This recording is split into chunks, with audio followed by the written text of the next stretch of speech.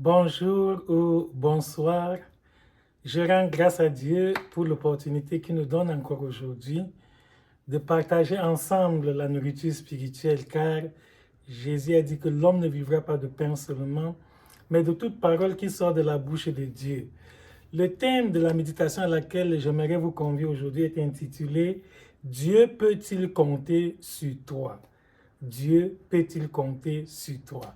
Mon frère, ma soeur, toi qui m'écoutes en ce moment, c'est une question personnelle qui t'est posée, c'est-à-dire que la méditation d'aujourd'hui est une interpellation qui s'adresse spécifiquement, spécialement, particulièrement à toi.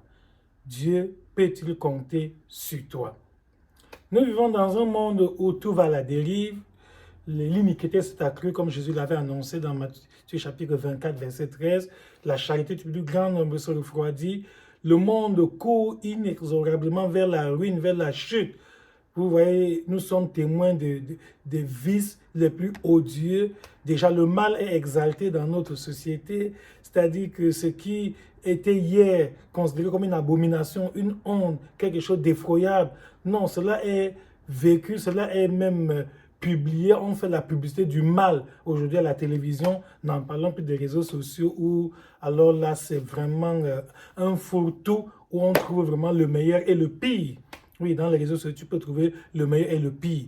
Tu peux y trouver un message édifiant comme celui-ci, tout comme tu peux aussi y trouver des choses vraiment qui ne m'est pas permis de nommer ici parce que nous avons besoin de garder un langage approprié, oui, pour la circonstance. Donc nous vivons des temps très très difficiles et les hommes sont en train de courir sans arrêt. Les hommes jour après jour s'efforcent de trouver le bonheur par tous les moyens. Tout ce que vous voyez les gens faire là dehors là, c'est parce que l'homme a soif d'un mieux-être. L'homme voudrait être épanoui. L'homme n'est pas satisfait. Même ceux qui disent apparemment qu'ils sont heureux en réalité, quand vous voyez dans les moments intimes, dans les moments vraiment secrets, privés, il y en a qui se posent beaucoup de questions. Les gens se cherchent, les gens se demandent à quoi sert cette vie.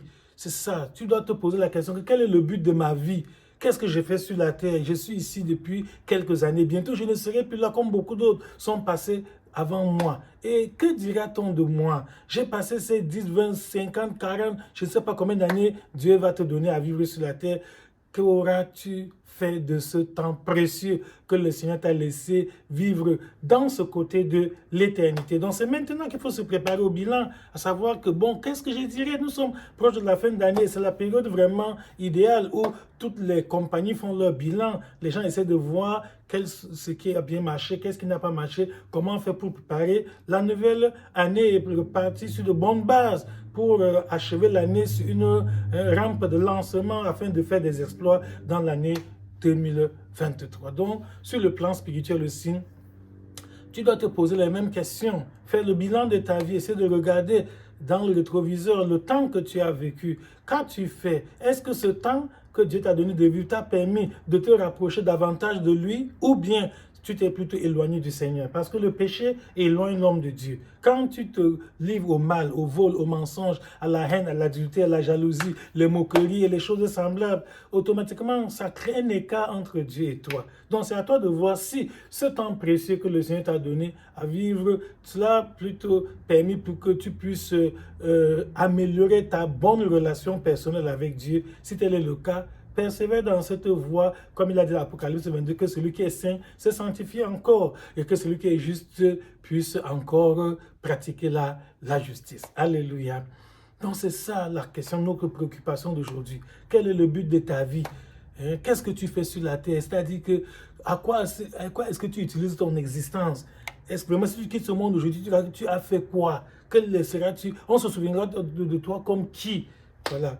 Est-ce que Dieu peut compter sur toi? Parce que nous vivons dans un monde où il y a tellement de besoins, des besoins énormes. Les hommes ont soif de l'évangile. Les hommes veulent connaître Dieu. Les hommes sont en train de chercher Dieu avant d'aller dans l'idolâtrie, dans les sectes pernicieuses, etc. C'est parce qu'ils croient que c'est là-bas qu'ils vont trouver Dieu. Ils ne savent pas, dans leur ignorance. Et toi, tu as cette connaissance. Toi, chrétien, tu as eu la grâce de connaître la lumière. Le Seigneur a dit dans sa parole que vous connaîtrez la vérité vous affranchira. Donc, nos contemporains attendent de nous que nous leur communiquons cette vérité. La parole de Dieu est la vérité. C'est ça. hein, les gens autour de toi. Est-ce que Dieu peut compter sur toi? Même dans ton école, est-ce que Dieu peut compter sur toi? Pendant que tous les autres élèves de ton école se comportent mal, sont dans les désordres, dans l'impudicité, les passions de la jeunesse et tout le reste. Tu fais exception, comme Joseph en Égypte.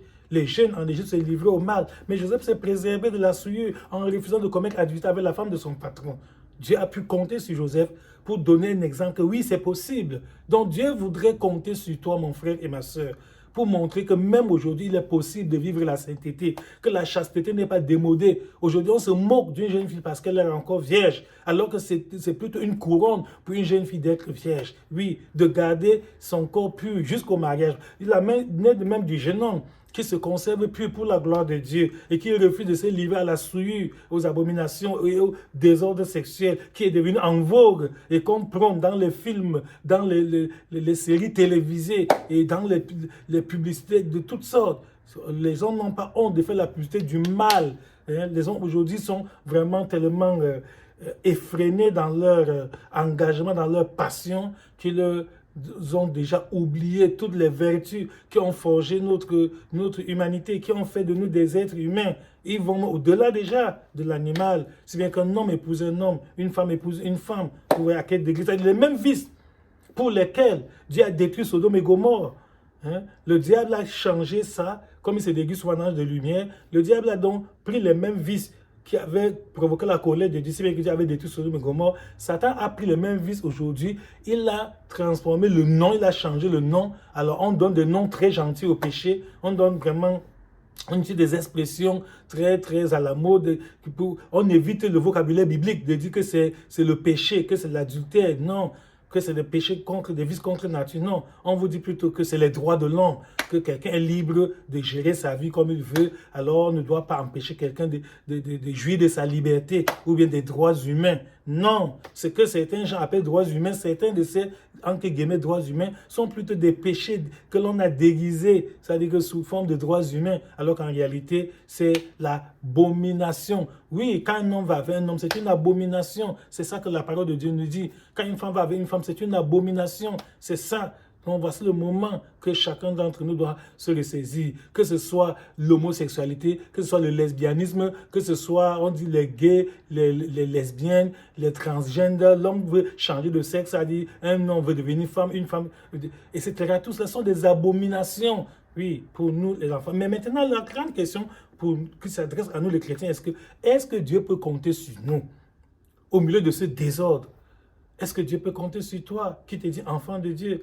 Dans Ésaïe chapitre 6, verset 8, Ésaïe chapitre 6, verset 8, nous lisons la parole de Dieu où le prophète a dit, j'ai entendu la voix du Seigneur disant, qui enverrai-je et qui marchera pour nous? Qui enverrai-je et qui marchera pour nous? Ésaïe répondit, me voici, envoie-moi. Alléluia. Donc le Seigneur te pose la même question qu'il avait posée à Ésaïe en son temps, que qui enverrai-je et qui marchera pour nous?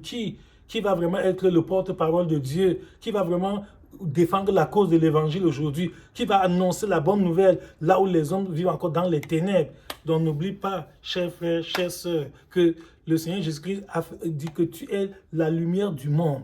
Une ville placée sur une montagne ne peut pas être cachée. Ta vie doit être la lumière du monde, ta vie doit éclairer, ton style de vie doit démontrer que oui, la parole de Dieu est vraie et qu'on peut encore l'expérimenter aujourd'hui, comme au temps de Joseph, comme au temps de Daniel, comme au temps de David, comme au temps de l'apôtre Paul, que la Bible n'est pas démodée, non.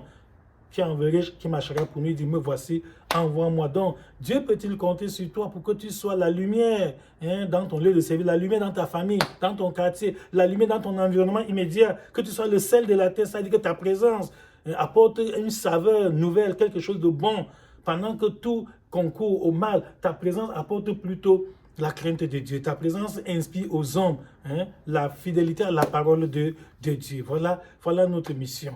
Est-ce que Dieu peut compter sur toi? Plusieurs fois, tu as gardé silence là où tu devais parler. Plusieurs fois, tu as eu un silence compromettant. Tu as eu honte de ta foi. Alors l'apôtre Paul dit dans Romains, chapitre 1, verset 16, que car je n'ai point honte de l'évangile, car c'est une puissance de Dieu pour le salut de quiconque croit. Alléluia. Je prie que cette grâce te localise. Alléluia. Que la même grâce que Dieu a donné à l'apôtre Paul soit ton partage, afin que toi aussi, tu puisses rester ferme, inébranlable dans la foi et que tu puisses annoncer l'évangile, défendre la cause du Seigneur, que tu puisses propager autour de toi la bonne odeur de Christ, parce qu'il a dit qu'il a fait de nous ses ambassadeurs. Ça, c'est 2 Corinthiens. Chapitre 5, verset 19, il a dit que nous faisons les fonctions d'ambassadeur pour Christ. Donc, tu es un ambassadeur, mon frère et ma soeur. Dieu t'a placé à dessein. C'est exprès que le Seigneur t'a mis dans la famille où tu es né, dans le pays où tu te trouves, dans le lieu où tu travailles, le lieu où tu fais tes études. Bref, quel que soit le lieu où tu te trouves, il n'y a pas de hasard dans la vie d'un enfant de Dieu. C'est le Seigneur qui, dans sa volonté souveraine, a déterminé là où tu te trouves. Et la mission que Dieu te donne, c'est ça, que tu ne dois pas oublier. La mission pour laquelle Dieu t'a placé là où tu te trouves aujourd'hui, c'est que tu puisses mener une vie digne de l'évangile, que ton comportement soit un modèle, que toi-même tu donnes le bon exemple autour de toi par une vie sans péché, une vie de sanctification, une vie d'une consécration totale à Dieu et que par prêchant l'évangile par ton comportement, tu puisses aussi l'annoncer par tes paroles, tu puisses aussi amener les gens à accepter Christ, faire connaître aux hommes la bonne nouvelle, c'est ça, parce que ce n'est pas tout le monde qui est enfant de Dieu. Il faut que nous corrigeons cette erreur-là. Il y a des gens qui disent non, tout le monde est enfant de Dieu. Ce n'est pas vrai. Nous sommes tous des créatures de Dieu. Mais la Bible nous dit dans Jean chapitre 1, verset 11 à 13 que quand la parole s'est faite chair, qu'au commencement était la parole était avec Dieu, la parole était Dieu. Cette parole s'est faite chair, elle est venue parmi nous et à ceux qui l'ont reçue, à ceux qui ont cru en son nom, la parole a donné le pouvoir de devenir enfants de Dieu. Alléluia. Ça veut dire que ces gens n'avaient pas encore ce statut d'enfant de Dieu. Il a fallu que ce soit lorsqu'ils ont accepté la parole, que cette parole leur donne le pouvoir de devenir enfant de Dieu. Donc tout le monde est créature de Dieu, mais tout le monde n'est pas enfant de Dieu. Donc c'est à toi de faire des efforts maintenant pour amener plusieurs aussi à accepter l'évangile, à servir le Seigneur comme toi tu le fais déjà. Dieu peut-il compter sur toi? Regarde comment le péché se propage, la souillure, la dépravation de meurtre. Regarde comment autour de toi, les hommes meurent dans l'ignorance, sans connaître Christ. Dieu peut-il compter sur toi pour faire connaître la bonne nouvelle, pour vraiment annoncer l'évangile à ceux qui t'entourent. Je pense que toute opportunité d'être avec quelqu'un, un non-croyant, est une opportunité d'évangélisation. On n'a pas besoin d'attendre un moment spécial parce que la personne avec qui tu dialogues maintenant, la personne que tu côtoies là maintenant, rien n'est sûr, tout est incertain sur cette terre. Nous ne savons pas ce qu'un jour peut enfanter. Tu n'es pas sûr et certain que demain tu le rencontreras encore, que tu auras encore une opportunité comme celle-là. Donc, nous devons savoir pourquoi Dieu nous laisse sur la terre. Normalement, quand nous avons accepté l'évangile, le Seigneur devait nous enlever au ciel pour que nous jouissions de la promesse qu'il nous a faite. Mais s'il nous laisse encore ici-bas pour quelque temps, c'est pour un but. C'est afin que nous puissions servir au dessein de Dieu. Et quel est le dessein de Dieu? C'est que tous les hommes soient sauvés. C'est dans 1 Timothée, chapitre 2, du verset 1 à 6. Il dit, j'exhorte donc à faire des prières, des supplications pour les hommes, pour les rois, pour tout, car cela est agréable devant notre Dieu qui veut que tous les hommes soient sauvés et parviennent à la connaissance de la vérité. Alléluia. Donc Dieu veut que tous les hommes soient sauvés et parviennent à la connaissance de la vérité. Mais autour de toi, il y a beaucoup d'hommes qui ne sont pas encore sauvés et qui ne connaissent pas encore la vérité. Donc c'est à toi de faire des efforts pour ne pas retenir la vérité captive sous prétexte que tu as peur des réactions des hommes, tu as peur des moqueries, tu as peur d'être rejeté, isolé, abandonné, qu'on va te mettre en quarantaine. Non! Jésus nous a dit que ne craignez pas ceux qui peuvent tuer le corps, mais qui ne peuvent pas tuer l'âme. C'est ça. Donc, il faut peut-être craindre Dieu qui peut jeter et le corps et tout le reste dans la gêne, dans un feu éternel qui ne s'éteindra point. Donc, ne perds pas ta vocation. Sache que tu as une vocation. Dieu t'a laissé ici exprès. Et je donne l'exemple de David. La Bible dit dans Actes, chapitre 13, verset 36, que David, après avoir en son temps servi au dessein de Dieu, est mort et a été réuni à ses pères et a vu la corruption. Alléluia.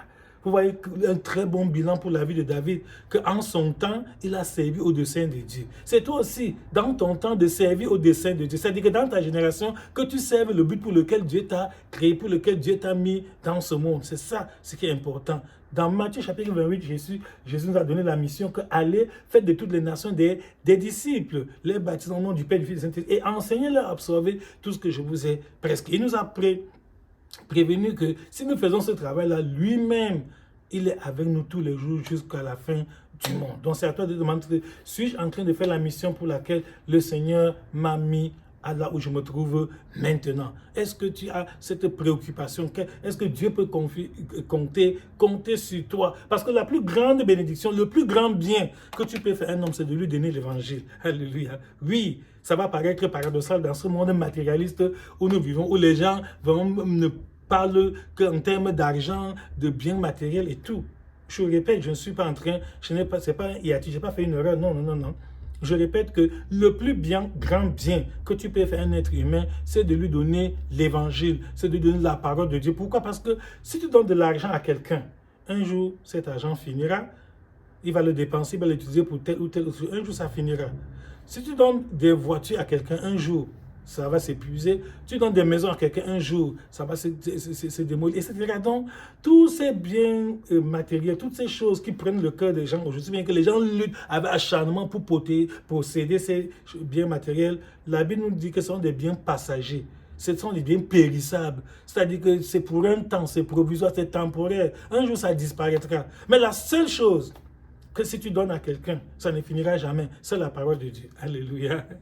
La Bible dit que l'herbe sèche, la fleur tombe, mais la parole du Seigneur demeure éternellement. Donc, si tu donnes Jésus à quelqu'un, si tu évangélises Jésus à ce qu'il accepte le Seigneur et il devient un enfant de Dieu, tu lui avais le plus grand bien du monde. Ça dépasse des millions et des milliards d'argent que tu aurais dû lui donner parce que cette foi en Christ va le soutenir pendant son pèlerinage ici-bas et cela va encore l'amener dans la félicité près du Seigneur autour du banquet de l'agneau quand il viendra nous enlever à sa rencontre dans les airs. Donc, c'est le plus grand bien que tu peux faire à quelqu'un. C'est pour ce moment que c'est pour ça que j'ai dit que bien que ces choses soient légitimes, l'argent, les maisons, les voitures et tout le reste, c'est légitime parce qu'on en a besoin pour subvenir aux besoins de l'existence terrestre, mais tout compte fait. Ça dit qu'en dernière analyse, on se rend compte que c'est des choses périssables, c'est des choses que l'on ne peut pas conserver. Nous sommes venus main vide dans ce monde et nous quitterons ce monde encore main vide. Chacun de nous est venu nu, il rentrera nu. Tu ne prendras aucune maison quand tu quitteras ce monde. Tu ne prendras aucune voiture, tu ne prendras rien,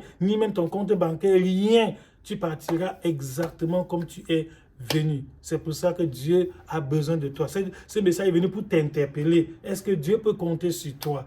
Je me rappelle dans Ézéchiel chapitre 22, verset 30, la Bible nous dit que Dieu dit, je cherche parmi un homme qui élève un mur, qui se tient à la brèche devant moi et qui intercède en faveur du pays, mais je n'en trouve point. Tu vois, Dieu cherchait un homme à cette époque-là de l'histoire du peuple d'Israël qui pouvait se tenir dans la brèche et intercéder en faveur du peuple pour que le peuple ne soit pas détruit. Mais il n'en trouvait point.